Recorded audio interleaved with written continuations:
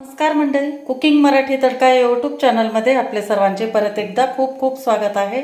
आज मी एकदम माझ्या आजीच्या पद्धतीने शेवग्याची रस्सा भाजी करून दाखवणार आहे। तर त्यासाठी आता आपण सगळ्यात अगोदर ह्या मातीच्या भांड्यामध्ये मी पाणी ठेवलेलं आहे, गरम करायला ठेवले। तर त्याच्यामध्ये आपण ही तूर डाळ टाकून घेणार आहे।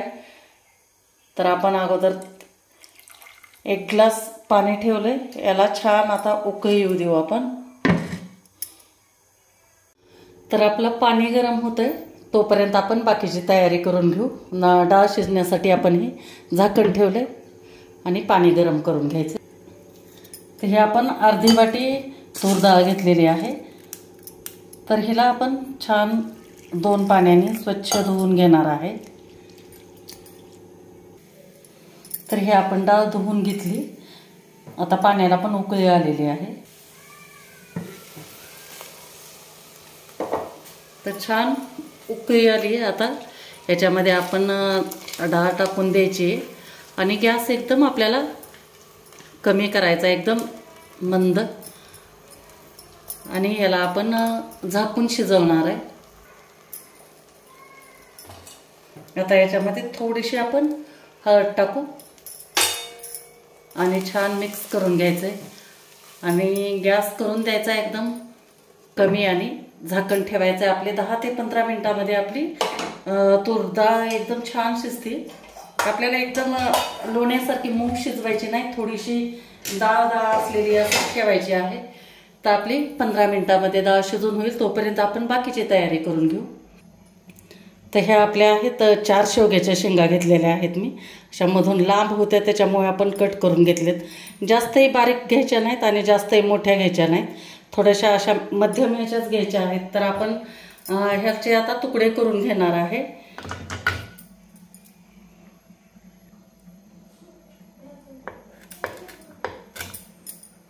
तर ह्या आकाराचे आपल्याला पूर्ण तुकडे करून घ्यायचे। तर मी पूर्ण शेंगाच्या अशा पद्धतीने तुकडे करून घेते आणि आपल्याला ह्याचं थोडं थोडं साल काढायचं आहे, त्याच्यामुळे हे असं करून घ्यायचं आहे। आपल्याला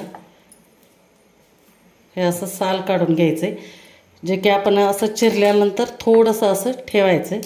हे असं मोडून हे अशी आणि हे असं करायचं, अशा पद्धतीनं आपण साल काढून घेऊ।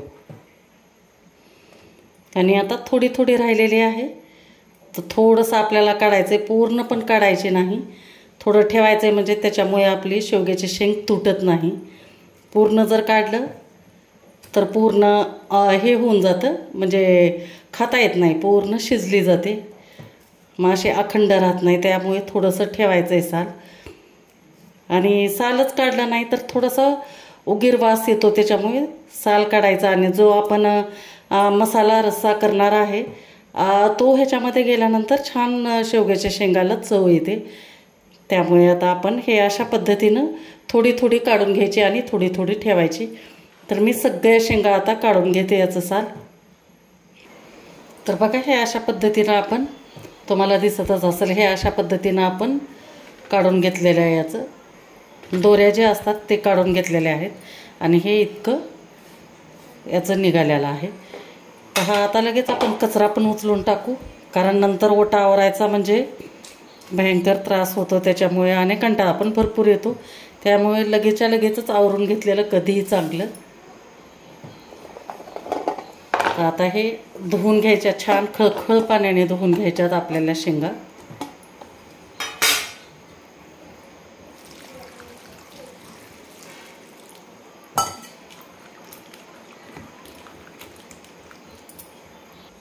तर आपली डाळ शिजते तोपर्यंत आपण हे हिरवं वाटण करून घेणार आहे। तर ह्या मी 4 हिरव्या मिरच्या घेतल्यात आणि चांगली 1 ते 1.5 लसणाची गड्डी सोलून घेतलेली आहे, हे बघा। नंतर भरपूर अशी कोथिंबीर आहे आणि थोडंसं खोबऱ्याचे हे तुकडे करून घेतलेले आहेत। तर ह्या सगळ्यांचं आपण आता वाटण करून घेणार आहे। तर अगोदर मिरचीचे तुकडे करून घेऊ आणि हा 1 टोमॅटो घेतलेला आहे आपण, याचं असं चॉप करून घेऊ एकदम बारीक। तर सगळ्यात खाली आपण मिक्सरच्या भांड्यामध्ये टाकू, खोबरं टाकून घेऊ, नंतर टाकू हिरवी मिरची, आणि नंतर टाकू हा भरपूर असा लसूण आणि सगळ्यात शेवटी आपण टाकणार आहे त्याच्यामध्ये कोथिंबीर. आणि आता ह्याला पाणी न घालताच आपण ह्याचं आता वाटण करून घेऊ. तर हे बघा असं आपलं वाटण जाडसर असं झालेलं आहे. तुम्ही खोबऱ्याचे तुकडे नसतील तुमच्याकडे कीस असेल तर कीस पण वापरू शकता सुक्या खोबऱ्याचा. मस्त एकदम सुगंध सुटला. तर आपल्याला आता फोडणी द्यायची. तर हे आपलं पूर्ण आता तयार झालेले आहेत मसाले. बघा हे मी जे आता टोमॅटो चॉप करून घेतला होता तो एक टोमॅटो आहे. नंतर हे आपलं हिरवं वाटण आहे, खोबरं, कोथिंबीर, लसूण आणि हिरवी मिरची याचं. नंतर हे आहे जिरे पावडर आहे अर्धा चमचा. नंतर हे 1 चमचा धने पावडर आहे. नंतर हे आपलं काळं तिखट आहे 2 चमचे. तिखटानुसार घ्या. कोणतंही तुमच्याकडे साठवणुकीचं तिखट असेल तर तेही टाकलं तरी चालेल. आणि 1 चमचा हा कलरसाठी मी बेडगी मिरची पावडर घेतलेली आहे. आणि थोडंसं आपल्याला हळद घेतली आणि हिंग घ्यायचं आहे थोडं. आणि हे हिंग घेतलं आहे आपण थोडंसं चिमूटभर. चला तर मग सुरुवात करू. आता आपण डाळ शिजली आहे का नाही ती बघू अगोदर.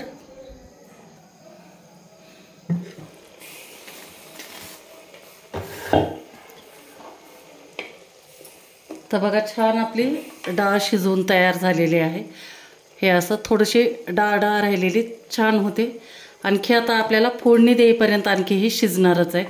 तर हिला आपण आता दुसरीकडे आता दुसऱ्या गॅसवर शिफ्ट करणार आहे.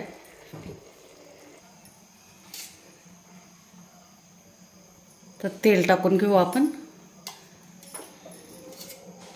2 चमचे तेल टाकलेलं आहे.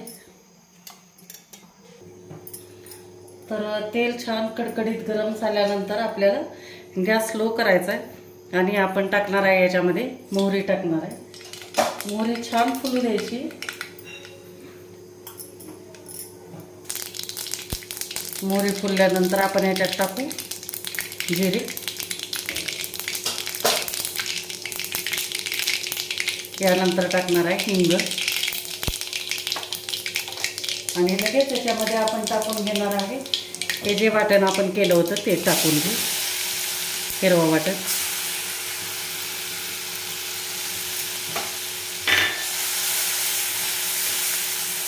एक मिनिटभर आपण परतून घ्यायचं याला. मस्त सुगंध सुटला आहे बघा. पूर्ण घरभर दळतं. लसूण, कोथिंबीर, हिरवी मिरची, लसणाचा एकदम मस्त. तेलामध्ये टाकल्यानंतर लसणाला एकदम वेगळीच चव येते आणि आपला पदार्थ पण अतिशय चविष्ट होतो. त्यामुळे मला तर लसूण प्रत्येक जेवणामध्ये खूप आवडतो. तुम्हाला पण आवडतो की नाही नक्की मला सांगा.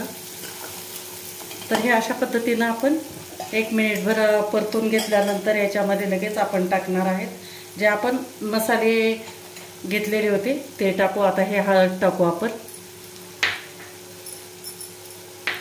यानंतर टाकू काश्मीरी लाल मिरची पावडर. नंतर टाकू हे काळं तिखट टाकू साठवणीचं आपलं. नंतर धना पावडर. नंतर जिरे पावडर. आणि छान ह्याला आता परतून घ्यायचे.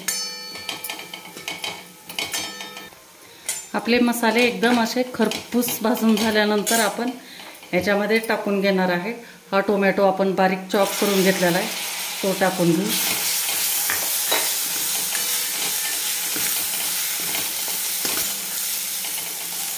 आणि अर्थातच आता टोमॅटो शिजण्यासाठी आपल्याला टाकायचं आहे मीठ. चवीनुसार मीठ टाका. आणि हे मसाले जळू नये म्हणून आता आपण थोडंसं याच्यामध्ये हे मिक्सर विसरून पाणी टाकते मी.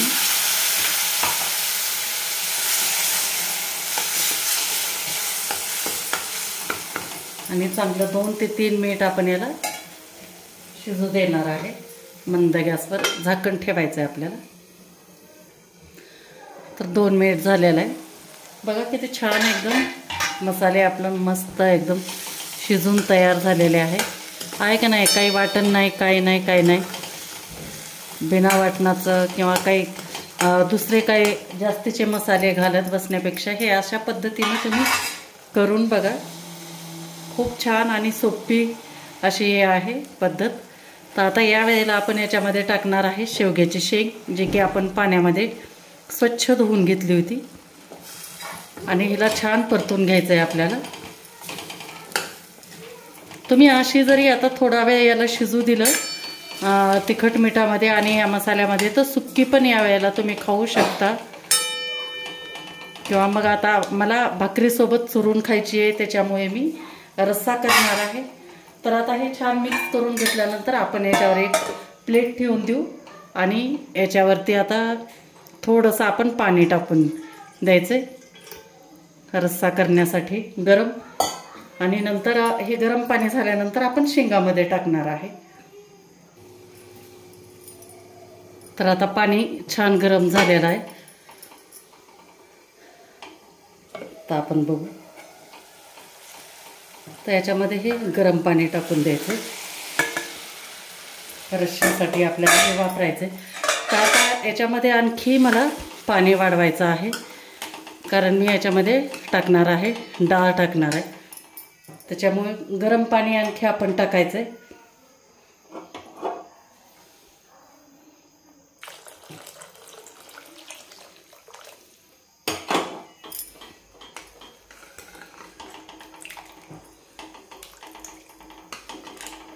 आता हे तुम्हाला पातळ दिसत असेल, पण याच्यामध्ये आपल्याला आता जे आपण डाळ शिजवून घेतलेली आहे ती टाकायची. त्याच्यामुळे परत आणखी घट्टसरपणा येतो. तर याला उकळी येऊ देते आणि डाळ थोडीशी घोटून घेते. बघा किती छान शिजलेली आहे. घोटायची सुद्धा गरज नाही. हे अशा पद्धतीने एकदम छान झालेली आहे. तर आपण ही आता याच्यामध्ये टाकून देणार आहे. थोडीशी हलक्या हाताने फक्त घोटून घ्यायची.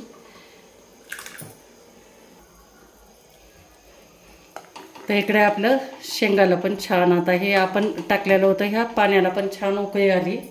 तर आता हे डाळ टाकून घेऊ. किती टाकायची घट्ट पातळ त्या प्रमाणामध्ये तुम्ही टाका डाळ ह्याच्यामध्ये.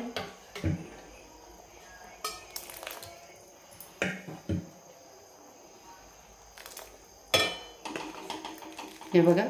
तर आपल्याला पूर्णच लागणार आहे, तर मी पूर्ण डाळ ह्याच्यामध्ये शिफ्ट करते.